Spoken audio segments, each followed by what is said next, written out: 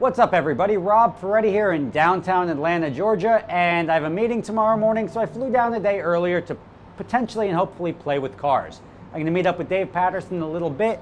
Check out on the other side of Centennial Park, there is the Coca-Cola headquarters slash factory and like experience center, and the Atlanta Aquarium, which is the largest aquarium in the US. So that's going to be cool. I'm going to check it out. But first, I'm going to make my way over to meet Ed Bolian at VinWiki. I'll get into VinWiki in a second.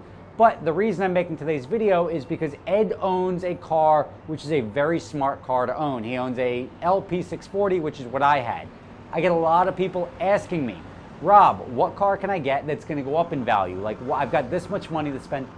You have to get that out of your head that cars go up in value. It's a weird bubble right now, but those market-setting car sales happened a long time ago. Now those people are either holding on to them or selling them quietly. It's a game, and cars are not supposed to go up in value. Collector cars that you don't drive may go up in value, but they're really expensive to buy into as well. The only platforms that I know are going to go up in value is what Ed has, which is an LP640 or a Murcielago, because those cars are the cheapest V12 Lamborghinis on the market right now, and they shouldn't be. V10 Lamborghinis, they're great drivers. They're sort of a dime a dozen in that they made 15,000 Gallardos. They're stamping out Huracans as fast as they can sell them. And the V12 line is a little bit different. And you could look at the pricing on Countaches over time. You could look at the pricing on Diablos over time. You could look at the pricing on Aventadors, which are still going to go down, and then they'll level out and come back up eventually. The V12 Lamborghinis are always going to be trophy pieces in garages. They're always going to be collectible, and they'll always have a strong market value.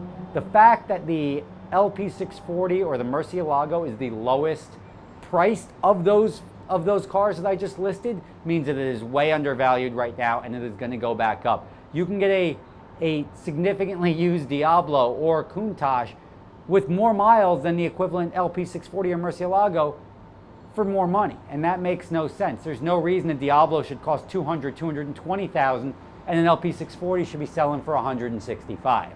So I'm gonna go stop over and visit Ed Bolian. You can come with me for that.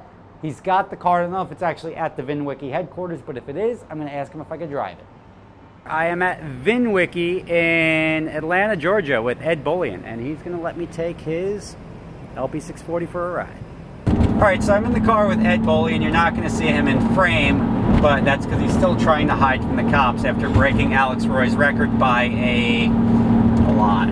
We'll just say it was a lot. He did the cross-country New York to LA in 28 hours and 50 minutes. 50 minutes, which is not 24 hours, but it's much closer to 24 hours than 32 hours and 7 minutes. But he's the owner of this fine LP640. It's a 2007. It has 30,000 kilometers on it. So it's a Canadian car? It is, yeah. There were 26 stick cars brought to the US and 5 in Canada. Yeah, so I love driving. My first ever Lamborghini I ever drove was a Murcielago and stick. It was the 40th anniversary 03 in the blue. Fantastic experience. I still remember it to this day. Everybody remembers the first Lambo they ever drove. But in stick shift, these cars really shine, and they're going up in value significantly. And there's a significant premium over the E-Gear cars, which at a certain point in time is tough to justify, because if you really care about driving stick that much, you can go swap the transmissions. The guts of the cars are the same. So if that Delta becomes $200,000, if a guy really wants to buy it to drive, you go out and get the E-Gear car and you spend the $15,000 to do the swap. You could probably even get rid of the, you could probably even sell out of the E-Gear system for $10,000 or $15,000 and make all your money back. But then you get your driving experience without spending that $200,000 additional price tag. But these cars, there is no reason that this Lamborghini should be the lowest priced V12 available on the market. It's absurd. It is a better car in every way, shape, or form than a Countach or a Diablo. And I can't say it's better than the Aventador, because the Aventador is a different car, significantly different car. It's more technologically advanced. But this car will always be Lamborghini at its finest with the V12, because it's the last one that you're going to be able to get in stick. So if you want a stick shift V12 Lamborghini, the 670 SV was the last one you could get, and that car is already trading at a higher price. The Murcielagos are currently at, I would say, their lowest value ever. Oh, for sure. And they shouldn't be. You shouldn't be able to go get. Good luck trying to get a decent Diablo for. Get a decent Diablo for 150 or lower, and you can go out and get a Murcielago. I sold my LP640 for less than that, and the LP640 is a better car than the Murcielago. So smart money is in the Murcielagos and the LP640s right now. If you're used to cars going up in value, that game's coming to an end. So the market setting is done, and now it's just about normalizing the market, and that's going to happen. And that's why these cars are probably the only car, the V12 Lamborghini Murcielago and LP640s are probably the only car with a predictable appreciation curve in the next 5 years. I'm not talking about buy it now and sell it in 6 months. It's not a flip.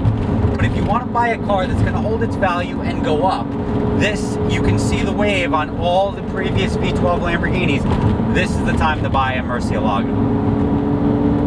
All right, guys, thank you for watching. I appreciate Ed for letting me use his car. Check out vinwiki.com. He was telling me some cool stories. VinWiki is essentially a site that, it's like a Carfax, but more in-depth, or an auto check. But he was telling me about people marking the cars with Amber Alerts and stuff like that, so you'll know if a kid was abducted in your car. So all cool stuff to have.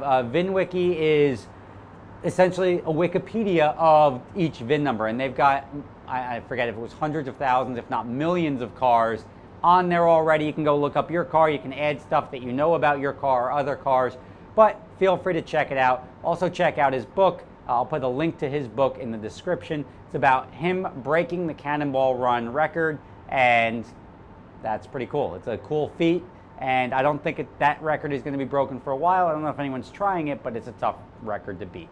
Thanks for watching. Make sure you're subscribed below. If you got the money and you want to park it somewhere and not drive it, you can't take a collector car and drive the shit out of it. But if you want to buy a car that's guaranteed from Rob Ferretti to go up in value, not short term, but longer term, 5 to 8 years, get an LP640 or a Murcielago. You will thank me for it, and it's money well saved. Or it's like a good looking bank account with better returns. Catch you next time. So the best feedback I've gotten from any promotion I've done is possibly or arguably the silliest one, or the silliest sounding one. Sheath underwear. Check them out, sheathunderwear.com. Very comfortable. They have that pouch for your twig and berries to sit in. Now they have the dual pouch, which separates the twig and the berries. So there's a pouch in a pouch. Check out sheathunderwear.com. I've gotten more good feedback from this, from guys like, this is life-changing, this is amazing, and I generally don't get that so much, but this was noticeable. So check out sheathunderwear.com, use promo code SSROB, that's Super Speeders Rob, effectively, SSROB, will save you 20% on your order. Give me your feedback, rob@superspeeders.com. I've heard nothing but good things. I wear them, the company seems to be blowing up, so I'm not the only one. Thank you guys for watching. Thank them for supporting the channel, and we will see you next time.